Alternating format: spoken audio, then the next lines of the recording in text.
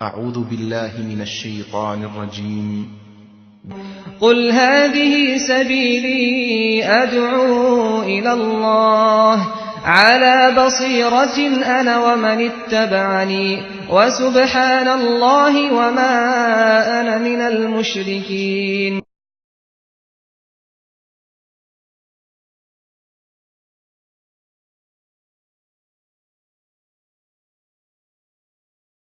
السلام علیکم ورحمۃ اللہ وبرکاتہ.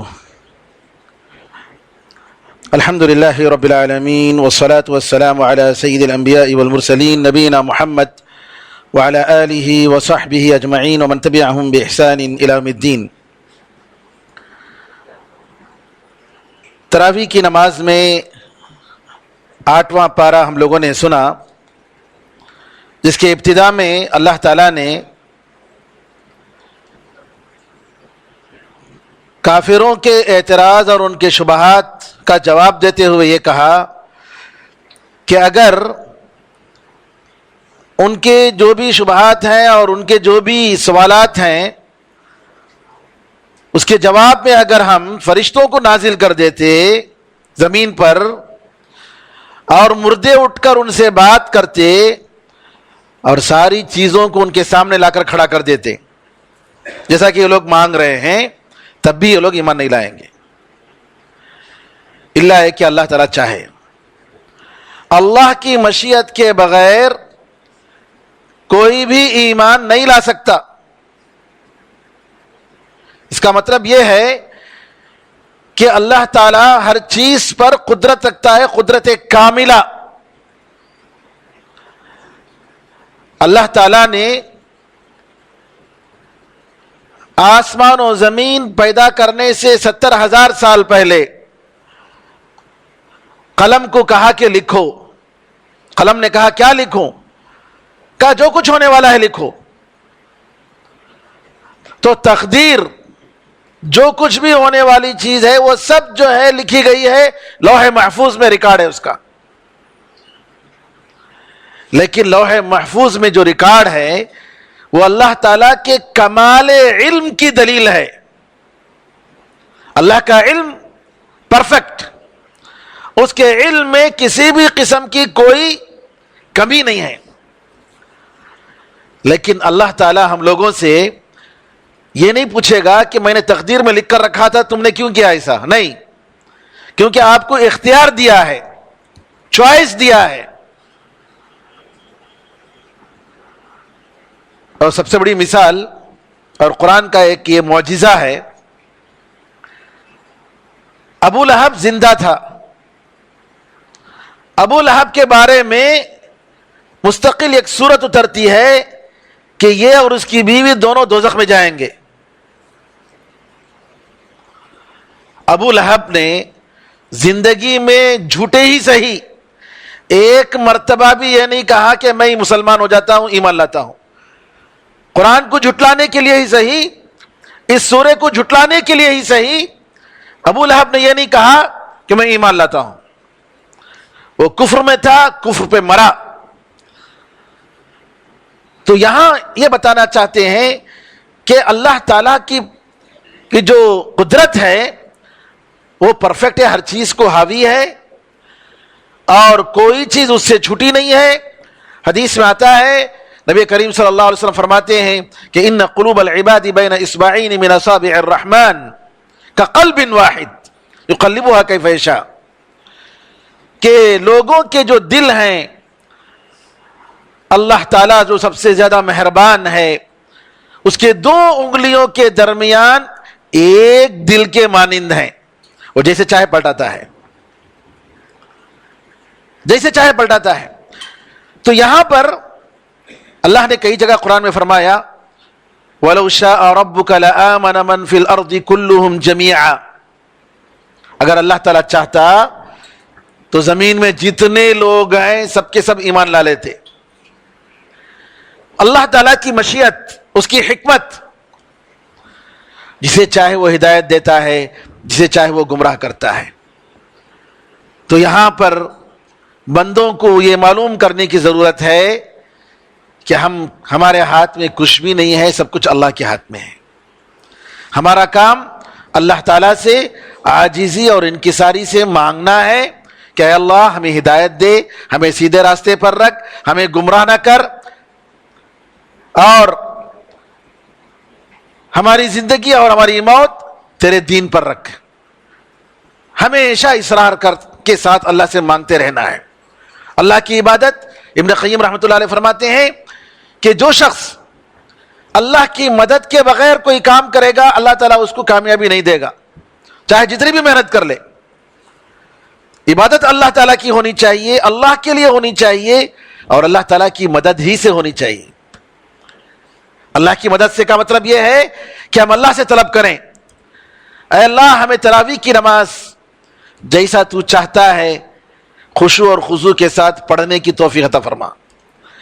اے اللہ روزہ، مقبول روزہ ہمیں عطا فرما جسے تو پسند کرتا ہے. ہر عمل اللہ تعالیٰ کی مدد کے ساتھ ہونی چاہیے. ابن قیم رحمۃ اللہ علیہ فرماتے ہیں للہ و باللہ. للہ کا مطلب اللہ کے لیے، و باللہ کا مطلب اللہ تعالیٰ کی مدد سے. ایاک نعبد و ایاک نستعین کا ہی مطلب ہوا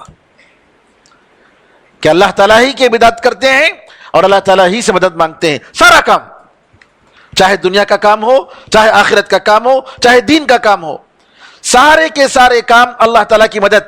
اور انسان جتنا اللہ کے سامنے گڑ گڑائے گا اس کے کاموں کو پورا کرنے کے لیے اللہ تعالیٰ اتنی ہی اس کو مدد عطا فرماتا ہے. جتنا آپ مانگیں گے، جتنا آپ طلب کریں گے اصرار کے ساتھ، جیسا کہ آگے آئے گا، اتنا ہی اللہ تعالیٰ آپ کی مدد فرمائے گا اور انسان کو کبھی مایوس ہونے کی ضرورت نہیں. پھر اس کے بعد اللہ تعالیٰ نے کہا کہ ہر نبی کو اللہ تعالیٰ نے دشمن بنائے انسان اور جن کے شیاطین میں سے. اور یہ انسان اور جن کے شیاطین آپس میں ایک دوسرے کو کیا کرتے ہیں؟ وہی کرتے ہیں. یعنی یہ غلط باتیں ان کے دماغ میں ڈالتے ہیں اور ان کے پاس آ کر، اور خاص طور پر یہ جادوگر، یہ شیاطین، ان کا تعلق ہوتا ہے شیطانوں کے ساتھ، اور شیطان ان سے کمانڈ کرتا ہے، مطالبہ کرتا ہے کہ تم یہ کام کرو، تم یہ کام کرو. یمنی ایک جادوگر تھا بیچارہ، وہ الحمدللہ توبہ کر لیا. اس نے ایک تفصیل سے انٹرویو دیا کہ وہ کیسے شیطان کے ہر بات پر عمل کرتا تھا، اور کہا کہ جو ہے تنہائی پسند کرتا تھا، مردے کھاتا تھا، کتے کا گوشت کھاتا تھا، نعوذ باللہ من ذالک، اور جادو کے کام کرتا تھا، جادوگر. جب اللہ تعالیٰ نے اس کو ہدایت دی، توبہ کیا، شیطان نے آ کر کہا کہ میں تیرا سب کچھ برباد کر دوں گا، سب کچھ برباد کر دوں گا. اس نے کہا کہ مجھے کوئی پرواہ نہیں، اللہ نے مجھے ہدایت دی ہے، میں حق پر رہوں گا انشاءاللہ، کچھ بھی ہو جائے مجھے اس کی پرواہ نہیں ہے. یوٹیوب میں اس کی انٹرویو ہے. یمنی شخص کہتا ہے بیچارہ کہ اس کا بیٹا توبہ کرنے کے چند دنوں کے بعد جب دیکھا شیطان نے کہ اس کی بات نہیں مان رہا ہے، ایک مرتبہ جو ہے بیٹھا ہے ساتھ بیٹا، اور اس نے دھمکی دی تھی پہلے تیرے بال بچوں کو سب کو میں برباد کر دوں گا. کہا کہ کوئی بات نہیں، مجھے اس کی فکر نہیں ہے، میں توبہ کرتا ہوں. اچانک آنکھوں سے خون نکلنے لگے، ناک سے خون نکلنے لگے، منہ سے خون نکلنے لگا، اور منٹوں میں مر گیا. یہ حقیقت. شیطان انسان کو ہر طریقے سے گمراہ کرتا ہے.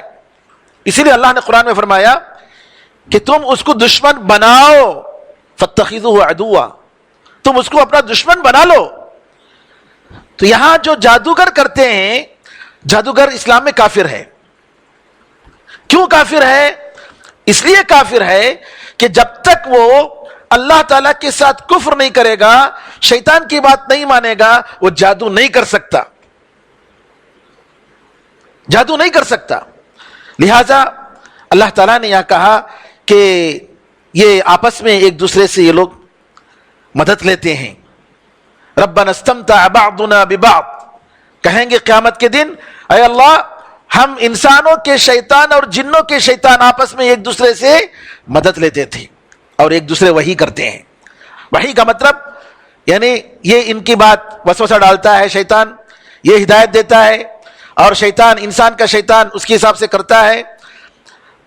اور اللہ تعالیٰ نے کہا کہ پروردگار کا جو کلام ہے وہ ہر لحاظ سے, خبروں کے لحاظ سے اور حکم کے لحاظ سے بالکل پرفیکٹ ہے. وَتَمَّتْ كَلِمَةُ رَبِّكَ صِدْقًا وَعَدْلًا لَا مُبَدِّلَ لِكَلِمَاتِهِ وَهُوَ السَّمِيعُ الْعَلِيمُ. تیرے پروردگار کی بات بالکل پرفیکٹ ہو گئی, مکمل ہو گئی, سچائی کے لحاظ سے, انصاف کے لحاظ سے. علامہ ابن تیمیہ رحمۃ اللہ علیہ فرماتے ہیں حکومتوں کو اللہ تعالیٰ رکھتا ہے, اور حکومتوں کے قائم رہنے کے لیے یہ دو چیزیں ضروری ہیں, الصدق فی الاخبار والعدل فی الانشاء. خبروں میں سچائی, فیصلوں میں انصاف. آپ کہتے ہیں اگر یہ دو چیزیں رہتی ہیں حکومتوں کو اللہ تعالیٰ رکھتا ہے. آپ نے فرمایا اللہ تعالیٰ کافر حکومت کو اگر انصاف پسند ہے تو باقی رکھتا ہے, لیکن ایک مسلم حکومت کو اگر ظالم ہے تو برباد کر دیتا ہے. اللہ کو ظلم پسند نہیں ہے, اللہ کو ظلم ہرگز پسند نہیں ہے. کافر حکومت کو اگر وہ انصاف پسند ہے تو رکھتا ہے, لیکن اگر مسلمان حکومت ہے, مسلم حکومت, اگر وہ ظالم ہے اللہ برباد کر دیتا ہے.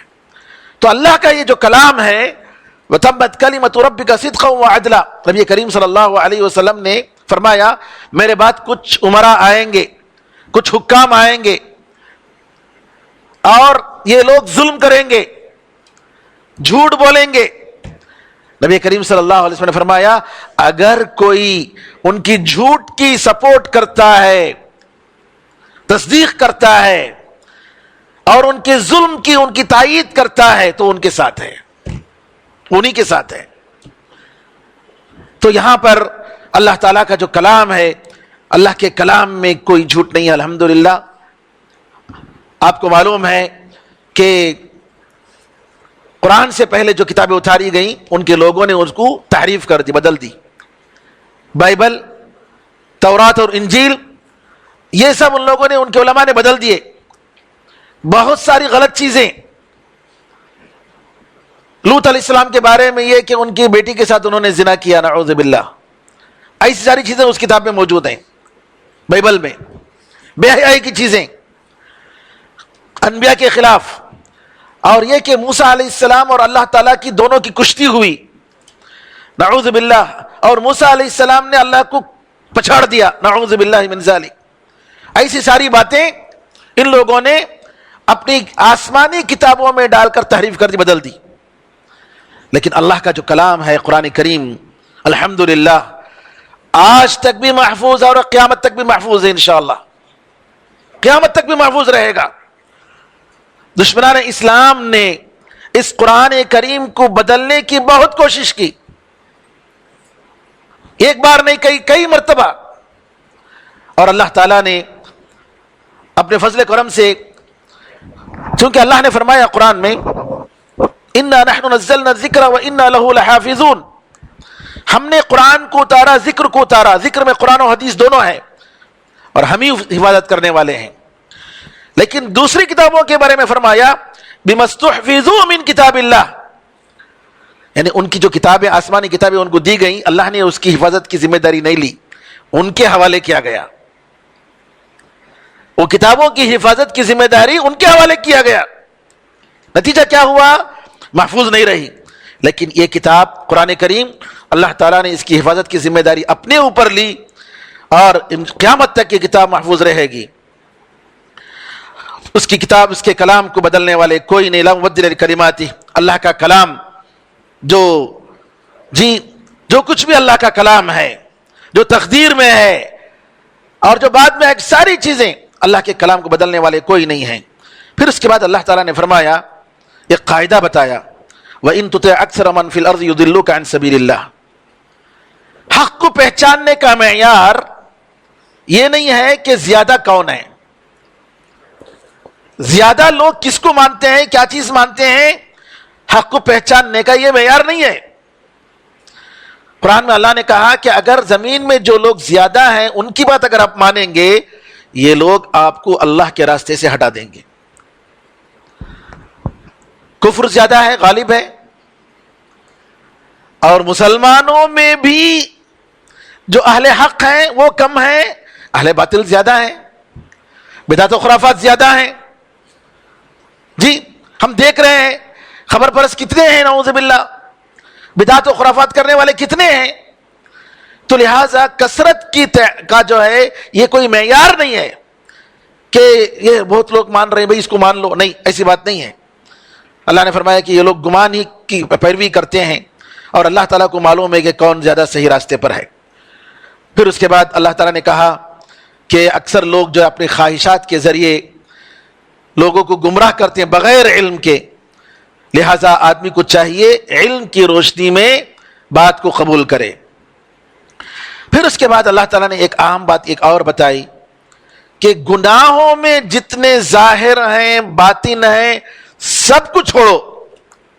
وَذَرُوا ظَاهِرَ الْإِثْمِ وَبَاطِنَهُ, جو لوگ گناہ کو کماتے ہیں کرتے ہیں وہ لوگ ان کے گناہ کا بدلہ ضرور پائیں گے.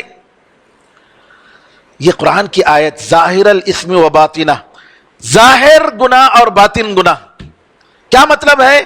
دل میں جو باتیں ہوتی ہیں, دل کی بہت ساری گناہ ہیں میرے بھائیوں. تکبر یہ دل کا گناہ ہے,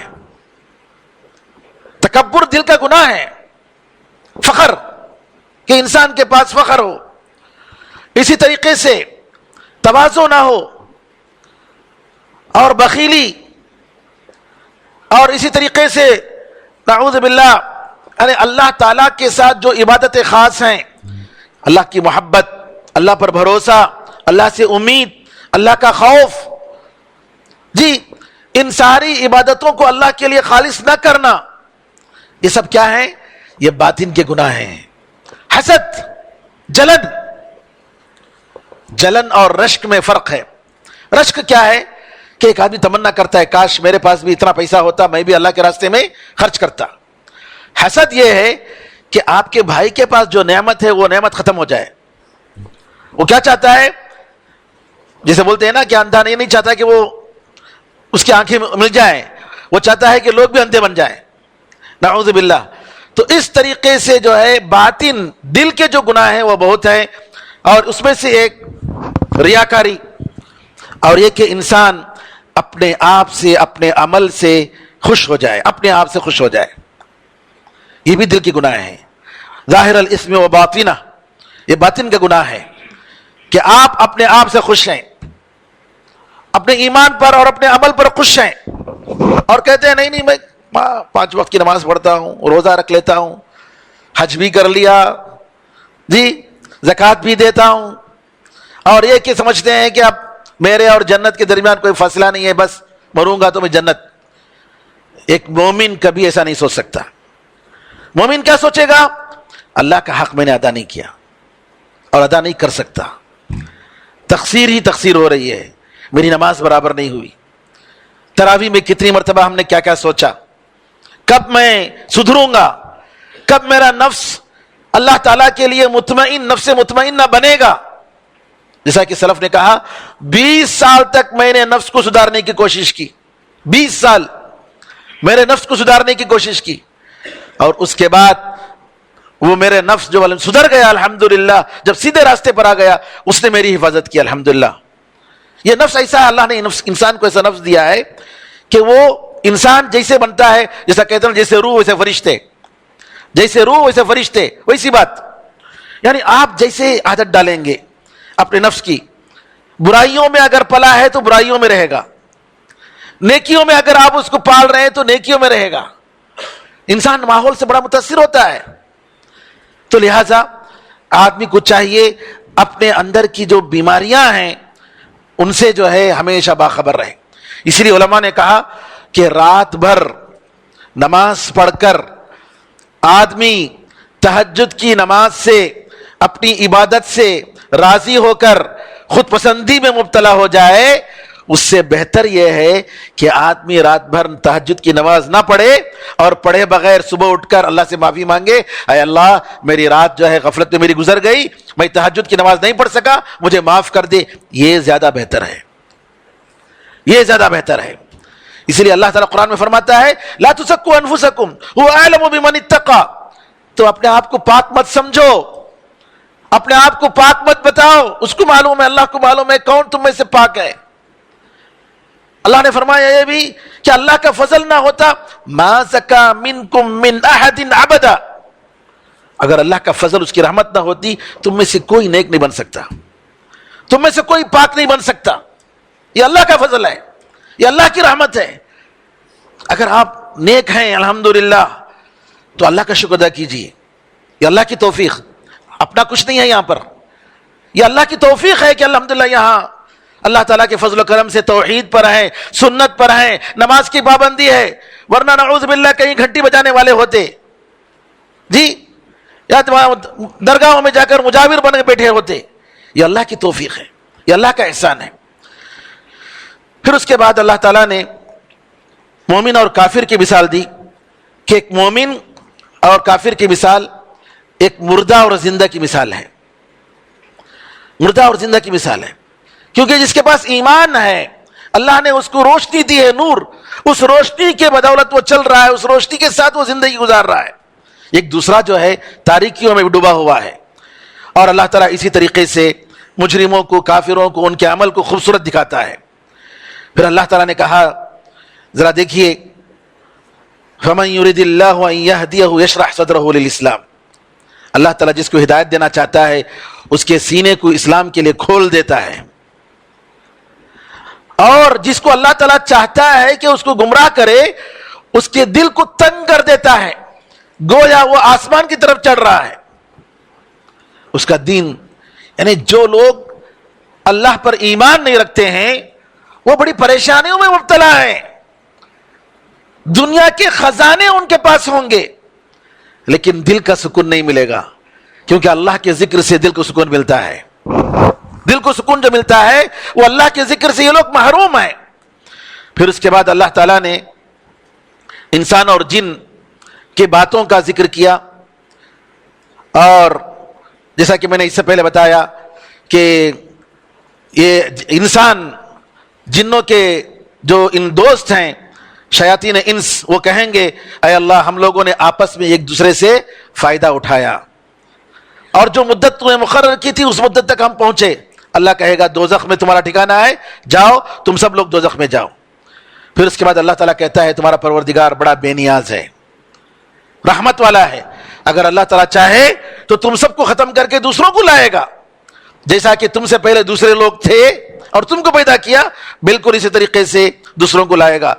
پھر اس کے بعد اللہ نبی کریم صلی اللہ علیہ وسلم سے فرماتا ہے کہو اے میری قوم کام کرو، عمل کرو، میں بھی عمل کرنے والا ہوں. عمل سے زندگی بنتی ہے، جنت بھی جہنم بھی. یہ خاکی اپنی فطرت میں نہ نوری ہے نہ ناری ہے. میرے بھائیوں، جنت کے جتنے دروازے ہیں سب عمل کے ہیں. نماز کا دروازہ، ذکر کا دروازہ، صدقات و خیرات کا دروازہ. صرف علم جان لینا کافی نہیں، علم ضروری ہے، علم کے بغیر عمل نہیں کر سکتے. دروازہ کوئی علم کا دروازہ نہیں ہے جی کوئی آدمی بڑی سے بڑی ڈگری لے لیا اور جو ہے اس کو چلو جنت میں جاؤ، نہیں. علم عمل چاہیے، علم راستہ دکھاتا ہے. ہم جو بھی علم رکھتے ہیں اس پر عمل کرنے کی ضرورت ہے، عمل کے بغیر کچھ بھی نہیں ملے گا. پھر اس کے بعد اللہ تعالیٰ نے سورہ انعام جس کی خصوصیت ہے باطل عقیدوں کا ذکر فرمایا کہ کفار کس طریقے سے اللہ کی جانوروں میں، اللہ کی مخلوقات میں غلط عقیدے رکھتے ہیں. اور ہمارے مسلمان بھی نعوذ باللہ آج آپ دیکھیں گے کہ جانور جو ہے فلاں ولی کے نام پر، فلاں بزرگ کے نام پر، اور یہ جو ہے کفار مکہ یہ کرتے تھے.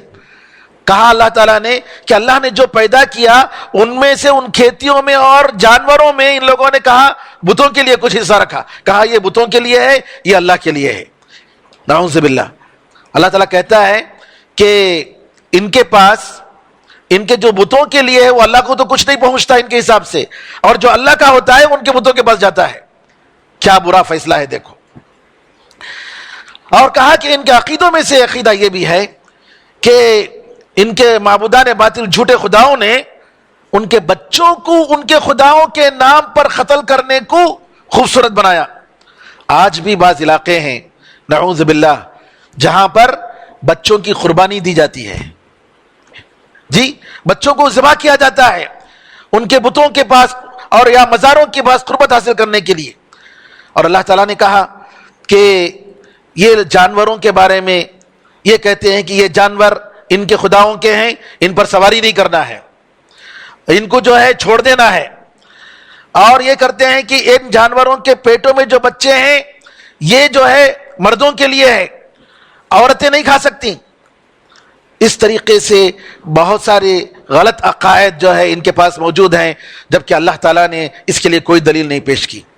پھر اس کے بعد اللہ تعالیٰ نے اپنی نعمت بتائی کہ اللہ تعالیٰ نے جو باغات وغیرہ بنائے، ان باغات میں کچھ ایسے باغات ہیں جو جی بیل والے جو پھیلتے ہیں بیل والے ہیں، اور کچھ بغیر بیل والے ہیں. اور اللہ نے فرمایا کہ کھاؤ اور جس دن تم اس کا پھل کاٹتے ہو اس کا حق ادا کرو اور اسراف مت کرو. اسراف کے بارے میں میرے بھائیوں ایک امام مجاہد رحمۃ اللہ علیہ فرماتے ہیں کہ اگر کسی کے پاس ابو قبیس جبل پہاڑ جو ہے صفا کی پہاڑی کے پاس اتنا برابر بھی اگر اللہ کے راستے میں کوئی خرچ کرتا ہے تو اسراف نہیں ہے، لیکن اگر باطل غیر اللہ کے لیے یا باطل طریقے سے 1 درہم بھی اگر خرچ کرتا ہے تو نعوذ باللہ یہ اسراف ہے. پھر اس کے بعد دوبارہ اللہ تعالیٰ نے ان کے غلط عقیدوں کا ذکر کیا اور ایک خاص آیتیں تقریباً 3 آیتیں ہیں ایسی جس کے بارے میں عبداللہ بن مسعود رضی اللہ تعالیٰ فرماتے ہیں کہ نبی کریم صلی اللہ علیہ وسلم کی ایسی وصیت ہے جس پر مہر لگا ہوا ہے. 3 آیتیں 151 سے 153 تک اللہ تعالیٰ فرماتا ہے کہیے اے محمد آؤ میں بتاتا ہوں کہ تمہارے پروردگار نے تم پر کیا چیزیں حرام کی، کہ تم شرک مت کرو اللہ کے ساتھ، والدین کے ساتھ اچھا سلوک کرو، بھوک اور فاقہ کشی کے ڈر سے اپنے بچوں کو قتل مت کرو، ہم تمہیں رزق دیتے ہیں اور ان کو بھی رزق دیتے ہیں، بے حیائی کے پیچھے قریب بھی مت جاؤ چاہے وہ ظاہر ہو چاہے باطن ہو، اور معصوم جان کو قتل مت کرو. اللہ تعالیٰ نے ان چیزوں کی تمہیں وصیت کی. یتیم کے مال کے قریب مت جاؤ الا ہے کہ بہتر طریقے سے حتیٰ کہ وہ جوان ہو جائے، اور ناپ اور تول برابر کرو. کسی بھی انسان کو جتنی طاقت ہے اتنا یہ مکلف کرتے ہیں، جب بات کرو تو انصاف کرو گرچہ کہ رشتہ داری کیوں نہ ہو، اور اللہ تعالیٰ کے وعدوں کو پورا کرو. یہ اللہ تعالیٰ تمہیں وصیت کرتا ہے تاکہ تم نصیحت حاصل کرو. پھر فرمائے یہ میرا سیدھا راستہ ہے، یہ میرا سیدھا راستہ ہے، تم اس راستے پر چلو اور بہت سارے راستوں کے پیچھے مت چلو کیونکہ یہ تمہیں سیدھے راستے سے ہٹا دیں گے. تو یہ آیتیں جو ہیں اللہ تعالیٰ نے اس میں عبداللہ بن مسعود رضی اللہ عنہ کہتے ہیں کہ نبی کریم صلی اللہ علیہ وسلم کی وصیت جس پر مہر لگی ہے، کیونکہ اتنی اہم باتیں اللہ تعالیٰ نے بتائیں اور بہت ساری نصیحتوں کی باتیں اس میں آ گئیں. پھر اس کے بعد آخری وقت توبے کا آخری وقت ایک تو انسان کے لیے انفرادی طور پر جب موت دیکھتا ہے اپنی آنکھوں سے اس کا آخری وقت ہو گیا، اس سے پہلے توبہ کر سکتا ہے، جیسا کہ فرعون موت کو دیکھ کر ایمان لایا، کہا کہ ایمان تیرا ابھی نہیں، ابھی قبول نہیں کریں گے. اور ایک اجتماعی وقت ہے ساری انسانیت کے لیے، وہ کب ہے؟ جب جو ہے سورج جو ہے مغرب سے نکلے گا، مشرق کے بجائے مغرب سے نکلے گا، تب اس وقت جو ہے کسی کا ایمان فائدہ نہیں دے گا. پھر اللہ تعالیٰ نے فرقہ بندی، اختلاف اور آپس میں پھوٹ ڈالنے کی اللہ تعالیٰ نے مذمت کی. کہا اللہ تعالیٰ نے جن لوگوں نے اپنے دین کو فرقوں میں بانٹ لیا، جماعتوں میں بڑھ گئے، اے محمد آپ کا ان سے کوئی تعلق نہیں، ان کا معاملہ اللہ کے پاس ہے. میرے بزرگوں، میرے بھائیوں، آج ہم دیکھتے ہیں امت مسلمہ میں جتنی کمزوری اور دشمن کا جتنا بڑا غلبہ ہے، سب کا سب جو ہے وہ ہماری فرقہ بندیوں کی وجہ سے ہے. جماعت بندیوں کی وجہ سے ہے۔ صحابہ رضی اللہ عنہم اجمعین میں فقہی مسائل میں اختلافات تھے، لیکن ان اختلافات کی وجہ سے جماعت بندی نہیں ہوئی۔ ابو بکر عمر رضی اللہ عنہ اجمعین کے درمیان بعض مسائل میں اختلافات تھے، عبداللہ بن مسعود اور عمر رضی اللہ عنہ کے درمیان اختلافات تھے، لیکن دین کی بنیاد پر اختلاف نہیں ہوا، فرقہ بندیاں نہیں ہوئی، جماعت بندی نہیں ہوئی۔ آج جتنے بھی ہمارے درمیان اختلافات ہیں وہ دین کی بنیاد پر ہے، دین اور دعوت کی بنیاد پر، ایک کا طریقہ فلاں ہے، ایک کا طریقہ فلاں ہے۔ لہذا ہم لوگوں کو حق چاہیے تو دیکھیے نبی کریم صلی اللہ علیہ وسلم کے صحابہ رضی اللہ عنہم اجمعین ایک جماعت۔ آپ دیکھیں گے صحابہ کے زمانے میں بدعتیں آئیں، تقدیر کا انکار کرنے والے آئے، شیعہ آئے، خوارج آئے، جی، لیکن ان سارے فرقوں میں ایک صحابی بھی نہیں تھا، ایک صحابی بھی نہیں تھا۔ اس لیے ہم ہمیشہ کہتے ہیں کہ دین کو سمجھنا ہے تو صحابہ رضی اللہ عنہ اجمعین کے طریقے کو، ان کی سمجھ کو بنیاد بنا کر دین سمجھو، تب اختلاف نہیں آئے گا۔ ہر کوئی لا الہ الا اللہ کہتا ہے، محمد رسول اللہ کہتا ہے، قرآن کو مانتا ہے، حدیث کو مانتا ہے۔ میں ان کی بات نہیں کرتا ہوں جو لوگ جی نام سے مسلمان ہیں اور نعوذ باللہ ان کا الگ ہی دین ہے، قرآن کو بھی وہ لوگ مانتے نہیں ہیں، صحابہ کو نہیں مانتے، ان کی بات نہیں کرتا ہوں، میں بات ان کی کرتا ہوں جو صحابہ کی بات مانتے ہیں۔ کیوں ہمارے درمیان اختلافات ہیں؟ یہ اختلافات اسی وقت ختم ہوں گے جب ہم نبی کریم صلی اللہ علیہ وسلم کے صحابہ، جیسا کہ قرآن و حدیث میں ان کی سمجھ کے مطابق عمل کرنے کا حکم کئی جگہ آیا ہے، تو لہٰذا ان کی اتباع کرنی چاہیے، تبھی ہم کامیاب ہو سکتے ہیں۔ پھر اس کے بعد اللہ تعالیٰ نے کہا، کہہ دیجئے کہ میری نماز، میری قربانی، میری زندگی، میری موت اللہ کے لیے ہے جو سارے جہانوں کا پروردگار ہے، اس کے ساتھ کوئی شریک نہیں ہے، میں اسی کا حکم دیا، مجھے اسی کا حکم ہوا ہے اور مسلمانوں میں سے سب سے پہلا ہوں۔ تو یہاں جو ہے پھر آخر میں اللہ تعالیٰ یہ بتاتا ہے کہ کوئی جان کسی دوسرے جان کا بوجھ نہیں اٹھائے گا، ہر آدمی اس کا ذمہ دار ہے، ہر آدمی اس کا ذمہ دار ہے۔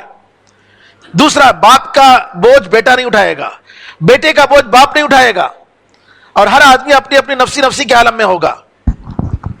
پھر اس کے بعد اللہ تعالیٰ نے کہا کہ ہمیں جانشین بنایا زمین کا، اور ایک دوسرے سے فرق کیا، کوئی پڑھا لکھا ہے، کوئی جاہل ہے، کوئی مالدار ہے، کوئی غریب ہے، کوئی صحت و تندرست ہے، کوئی بالکل ہی بیمار ہے۔ کہا یہ سب اس لیے تاکہ ایک دوسرے کو آزمائیں۔ آپ شکریہ ادا کرتے ہیں کہ نہیں ادا کرتے ہیں؟ اللہ نے جو نعمت دی ہے اس پر شکر ادا کرتے ہیں کہ نہیں کرتے ہیں؟ پھر اس کے بعد اللہ نے کہا کہ اللہ تعالیٰ بہت جلد جو ہے حساب لینے والا ہے، اور اللہ تعالیٰ بڑا معاف کرنے والا، رحم کرنے والا ہے۔ اس کے بعد سورہ اعراف کی ابتدا ہوئی۔ سورہ اعراف یہ پہلی مکی سورت ہے یہاں پر، اور اس میں یہ سب سے بڑی مکی سورت ہے جس میں 206 آیتیں ہیں، 206 آیتیں، سب سے بڑی سورت، اور بعض آیتیں اس میں مدنی آیتیں ہیں۔ اور آپ کو معلوم ہے کہ مکی صورتیں جو مکہ نبی کریم صلی اللہ علیہ وسلم ہجرت کرنے سے پہلے جو صورتیں اتری ان کو مکی کہتے ہیں، اور مدنی صورتیں وہ ہیں جو ہجرت کرنے کے بعد اتری تھی۔ اور دونوں کی خصوصیت ہے، مکی صورتوں میں توحید، اللہ پر ایمان، رسولوں پر ایمان، انبیاء کے قصے اور آخرت کا ذکر، یہ ٹاپک زیادہ ہوتا ہے۔ یہاں پر شریعت وغیرہ، احکام، مسائل، وضو کے مسائل، یہ سارے نہیں ہوتے، جبکہ مدنی صورتوں میں وضو کے مسائل، شریعت، یہ ساری چیزیں ہوتی ہیں۔ لیکن دونوں صورتوں میں اللہ پر ایمان کا بار بار ذکر آتا ہے، کیونکہ یہی اصل موضوع ہے۔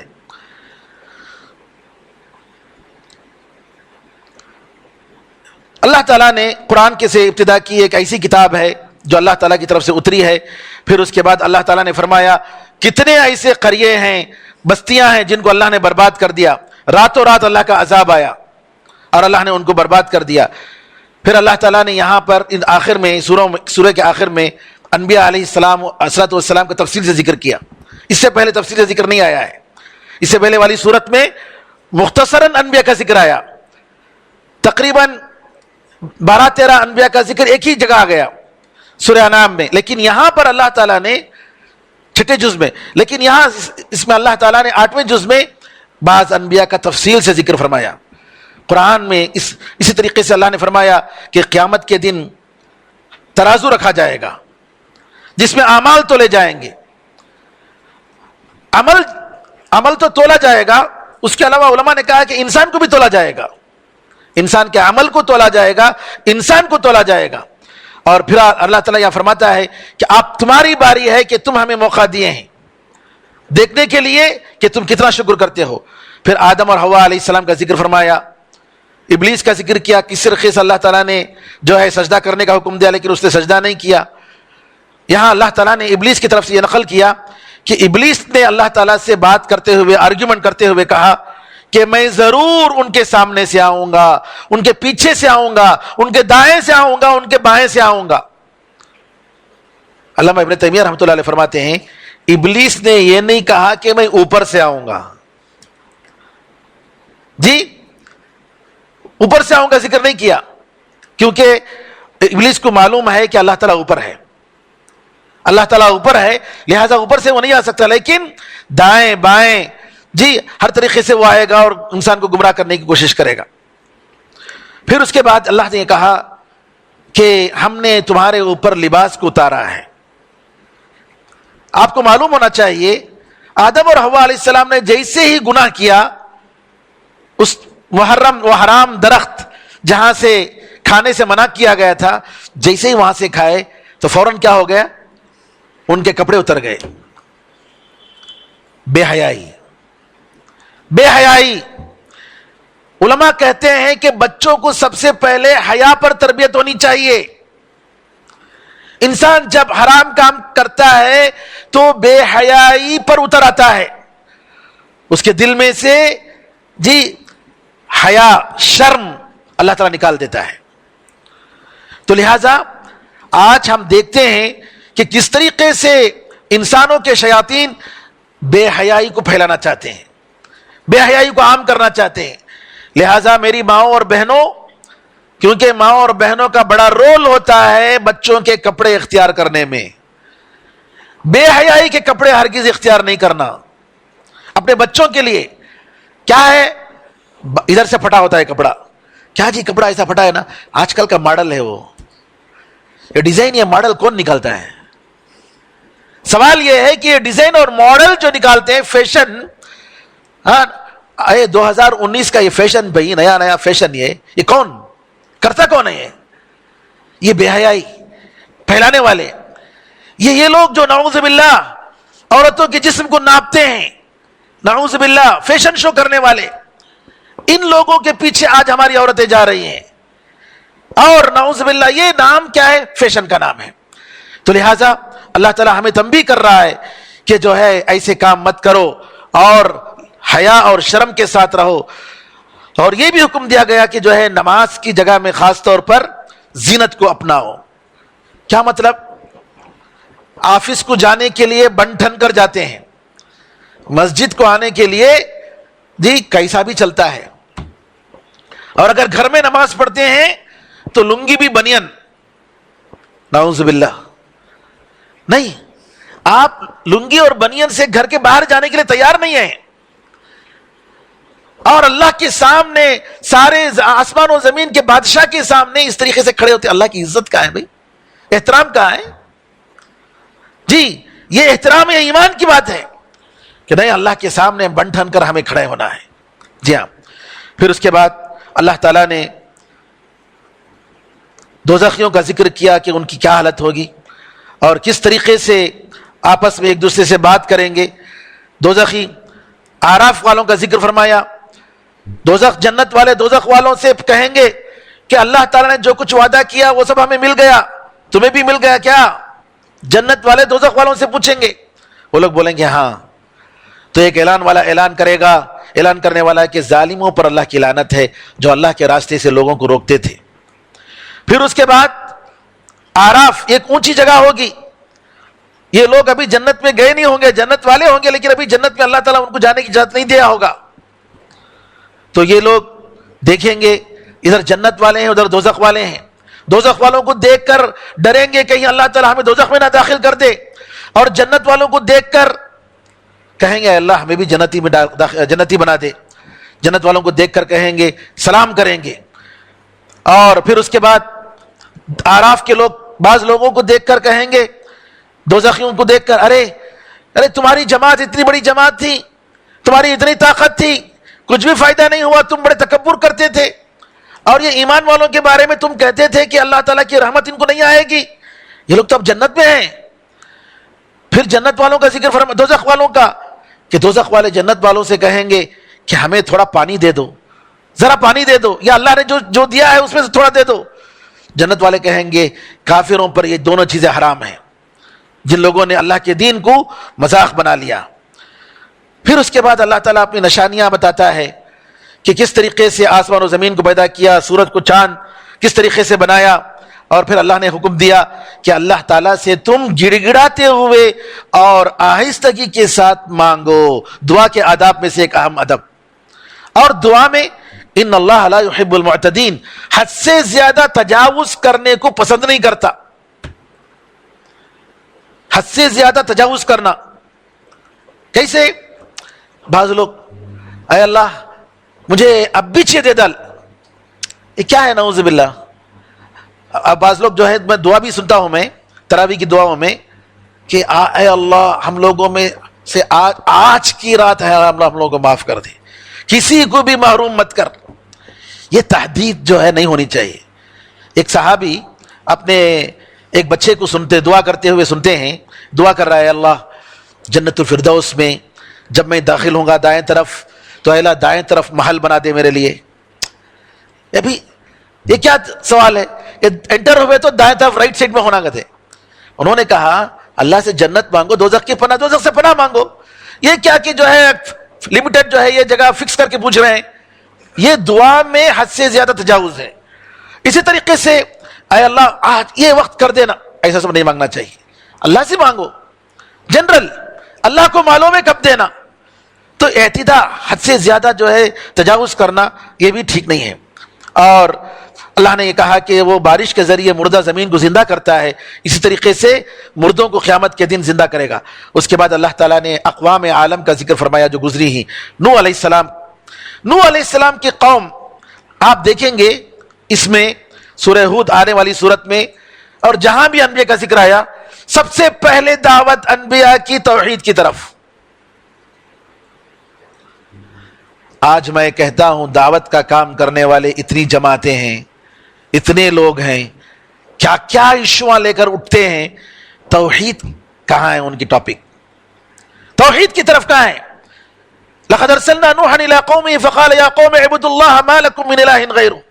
ہم نے نوح علیہ السلام کو ان کی قوم کی طرف بھیجا، انہوں نے کیا کہا؟ اے میری قوم اللہ کی عبادت کرو، تمہارا اس کے سوا کوئی خدا نہیں ہے. قیامت کا میں تمہیں ایک دن، بڑے دن کے عذاب سے میں ڈرتا ہوں. جتنے انبیاء قرآن کریم میں آپ دیکھ لیجئے سب سے بڑی ٹاپک دعوت توحید کی دعوت. ہم چاہے اخلاق، اچھے اخلاق کی دعوت دیں، چاہے نماز کی کچھ بھی ہو، بھئی توحید کے بغیر اس کی نماز بھی قبول نہیں ہوگی. آپ قرآن اٹھا کر دیکھیے، آپ کو دعوت کا شوق ہے الحمدللہ، لیکن انبیاء کی دعوت سے بڑھ کر کون سی دعوت ہو سکتی ہے؟ بھئی آسمان و زمین اور جنت اور دوزخ، انسانوں کو پیدا کرنے کا مقصد ہی اللہ کی پہچان اور اس کی عبادت اور اس کا حق ادا کرنا، یہ ہے مقصد. اسی لیے سب سے پہلی دعوت سارے انبیاء کی لا الہ الا اللہ، لا الہ الا اللہ. یہ بنیادی بات ہے میرے بھائیو. آج ہماری جماعتیں کیا کیا کرتی ہیں؟ اب ان کے پاس جو ہے بعض جماعتوں میں تو یہ ہے سب چلتا ہے، ان کے بڑے جا کر چادر چڑھاتے ہیں قبروں پر، چلے گا، کیا کیا کریں گے، سب چلے گا. لیکن توحید کی بات کریں گے تو ارے یہ بات جو ہے اختلاف ہوتا. بھائی توحید کی بات کرے تو، عقیدے کی بات کرے تو کیا بولتے ہیں؟ اختلافات ہوتے گئے. بھائی انبیاء علیہ السلام پھر کہیں کو آئے؟ انبیاء علیہ السلام کا آنے کا مقصد کیا تھا جی؟ اگر توحید اور شرک میں فرق کرنا اگر مقصد نہیں ہے تو انبیاء کیوں آئے؟ تو ایسی بات نہیں کرنی چاہیے. لہذا آج ہم لوگ ناکام کیوں ہیں؟ اتنی جماعتیں کام کر رہی ہیں لیکن کیوں ہمیں رزلٹ نہیں مل رہا ہے؟ اسی وجہ سے. اور آپ دیکھیں اٹھا کر جن لوگوں کی دعوت توحید پر الحمدللہ قائم ہوئی، اللہ کے فضل و کرم سے ان کی دعوت کا پھل آج بھی ہم دیکھ رہے ہیں. توحید و سنت، نبی کریم صلی اللہ علیہ وسلم کی سنت اور توحید کو لے کر جو لوگ نکلے الحمدللہ آج بھی اس کا فائدہ ہو رہا ہے. اور اس کے بیچ میں کتنی جماعتیں آئیں، کتنی جماعتیں آئیں. شیخ محمد بن عبد الوہاب رحمۃ اللہ علیہ کی دعوت نئی دعوت نہیں تھی، کوئی نئی چیز انہوں نے نہیں لایا. قرآن اور حدیث میں جو ہے اسی کو انہوں نے پیش کیا، توحید کو انہوں نے عام کیا. خامخواہ ان کو بدنام کیا گیا، کیونکہ اصل جو اسلام ہے اس اسلام کی زندہ کرنے کے لیے آئے. وہ آج جو ہے ان کے خلاف کتنی کتابیں، ان کو کیا کیا نہیں کہا جا رہا ہے، لیکن الحمدللہ اس کا نتیجہ دیکھ رہے آج بھی الحمدللہ اس کے آثار موجود ہیں. لہٰذا میرے بھائیو، نوح علیہ السلام کس جگہ آئے بالضبط اب تک بھی نہیں معلوم ہوا. لیکن یہ بات ہے کہ بائبل وغیرہ میں یا دوسری کتابوں میں کہ جو ان کی جو کشتی جو ٹھہری ہے وہ ترکیہ میں ایک جگہ پر رکی، یہ جو ہے ثابت ہوا ہے، لیکن یہ نہیں معلوم ان کس جگہ آئے. اس کے بعد ہود علیہ السلام کا ذکر آیا. ہود علیہ السلام یہ قوم عاد کے بارے میں آتا ہے کہ یہ یمن، عمان اور جزیرے عرب کے جنوب کے علاقے میں ایک جگہ تھی. یہ وہاں کے جو لوگ تھے اور اللہ تعالیٰ نے ان کو بھی جو ہے ان کی دعوت قبول نہ کرنے پر ہود علیہ السلام کی اللہ تعالیٰ نے ان کو برباد کر دیا. سمود اور صالح علیہ السلام، آپ کو معلوم ہے العلا نامی جگہ ہے تبوک کے راستے میں، آج بھی یہ جگہ ہے اور وہاں ان کی بنائے ہوئے کھنڈرات موجود ہیں. جانے والے دیکھتے ہیں اور انٹرنیٹ پہ بھی آپ دیکھ سکتے ہیں. قوم سمود اور ان کی بڑی بڑی جو ہے ماشاءاللہ پہاڑوں سے یہ لوگ کاٹتے تھے، گھر بناتے تھے. اور اس طریقے سے لوط علیہ السلام کا ذکر آیا. لوط علیہ السلام صدوم نامی جگہ تھی جو آج فلسطین اور جارڈن کے درمیان جو ڈیڈ سی ہے وہاں جگہ تھی ان کی. اور یہ قوم بڑی فحاش قوم تھی، بے حیا قوم تھی، اور نعوذ باللہ مردوں سے اپنی خواہش پوری کرتے تھے جو عورتوں سے کرنی چاہیے. لہٰذا اللہ تعالیٰ نے ان کی زمین کو، ان کی بستی کو اوپر تک لے گیا. کہتے ہیں روایتوں میں آتا ہے کہ فرشتوں نے ان کے کتے کے بھونکنے کی آواز سنی اور پھر وہاں سے پلٹ دیا اور پھر اس پر پتھروں کی بارش کی، اور آج جو ہے ڈیڈ سی کے نام سے وہ جگہ ہے. اور شعیب علیہ السلام مدین، اور یہ بھی جو ہے کہتے ہیں کہ تبوک کے راستے میں، تبوک سے تھوڑے فاصلے پر رب الخالی جگہ میں شعیب علیہ السلام کی قوم، اور وہاں جو ہے ان کی قوم تھی. بہرحال ان کو بھی جو ہے اللہ تعالیٰ نے برباد کر دیا ان کے گناہوں کی وجہ سے. انشاءاللہ اگلے درسوں میں ان کی دعوتوں کی تفصیل اور کیسا انہوں نے جواب دیا اس کے بارے میں تفصیل سے بات آئے گی. اللہ سے دعا ہے کہ اللہ تعالی ہم سب کو قرآن کریم سمجھنے، اس پر عمل کرنے کی توفیق عطا فرمائے. قرآن کریم کو ہمارے لیے حجت بنائے، ہمارے خلاف حجت نہ بنائے. اللہ تعالی ہماری عبادتوں میں اخلاص عطا فرمائے. اللہ تعالی ہماری دعاؤں کو قبول فرمائے. اللہ تعالیٰ اس ملک کو امن و امان نصیب فرمائے. ظالموں سے اللہ تعالیٰ اس ملک کو نجات دے. آمین ارحم الراحمین. والحمد للہ رب العالمین. وصلی اللہ وسلم علی نبینا محمد وعلی آلہ وصحبہ اجمعین. والسلام علیکم ورحمۃ اللہ وبرکاتہ.